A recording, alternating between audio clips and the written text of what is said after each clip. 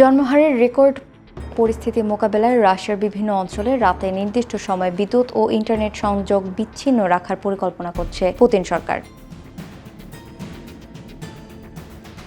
দেশটি দীর্ঘ ৩ বছরের বেশি সময় ধরে ইরানের সঙ্গে করছে, ফলে নাগরিকদের মধ্যে অর্থনৈতিক অনিশ্চয়তা তীব্র আকার ধারণ করেছে এবং সন্তান জন্মদানে আগ্রহ হারাচ্ছে অনেকেই। রাশিয়ার নীতি নির্ধারকদের মতে আধুনিক প্রযুক্তির আসক্তি দম্পতিদের মধ্যে দূরত্ব তৈরি করছে। মানুষ রাতে ঘুমানোর বদলে স্মার্টফোন ও সোশ্যাল মিডিয়ায় বেশি সময় ব্যয় করছে। তাই রাতে নির্দিষ্ট সময়ে বিদ্যুৎ ও ইন্টারনেট সংযোগ বন্ধ থাকলে মানুষ স্ক্রিন ছেড়ে পরিবারকে বেশি সময় দেবে এবং বিশ্রাম নেবে।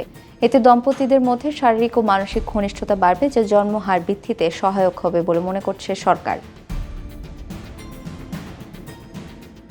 এদিকে সমালোচকরা বলছেন, জন্মহার কমে যাওয়ার পেছনে বিদ্যুৎ বা ইন্টারনেট নয়, বরং আবাসন সংকট, উচ্চ জীবনযাত্রার ব্যয়, চাকরি অনিশ্চয়তা এবং সন্তানদের শিক্ষা ও লালন পালনের ব্যয়ের মতো অর্থনৈতিক বিষয়গুলোই পরিবার পরিকল্পনায় বড় ভূমিকা রাখছে। অন্যদিকে জনসংখ্যা বাড়ানোর জন্য আরও কিছু বিতর্কিত প্রস্তাব করছে রাশিয়া। এর মধ্যে রয়েছে মিনিস্ট্রি অফ গঠন, সন্তান জন্ম দিলে আর্থিক ভাতা প্রদানের সুপারিশ, প্রথম সন্তান জন্ম দিলে পরিবারকে সর্বোচ্চ ৫,০০০ রুবল সহায়তা দেওয়ার পরিকল্পনা, বিয়ের পর প্রথম রাতে বিশেষ সময় কাটানোর জন্য আর্থিক সহায়তা দেওয়ার পরিকল্পনা করছে মস্কো।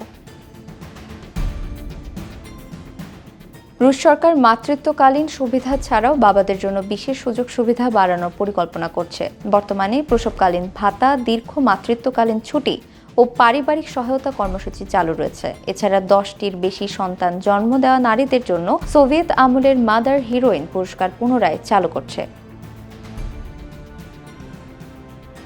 প্রেসিডেন্ট ভ্লাদিমির পুতিনও জন্মহার কমে যাওয়া নিয়ে উদ্বেগ প্রকাশ করেছেন। রাশিয়ার পরিসংখ্যান সংস্থা রোস্ট্যাটের তথ্য অনুযায়ী 2024 সালে দেশে মাত্র 12,22,000 শিশুর জন্ম হয়েছে, যা 1999 সালের পর সর্বনিম্ন।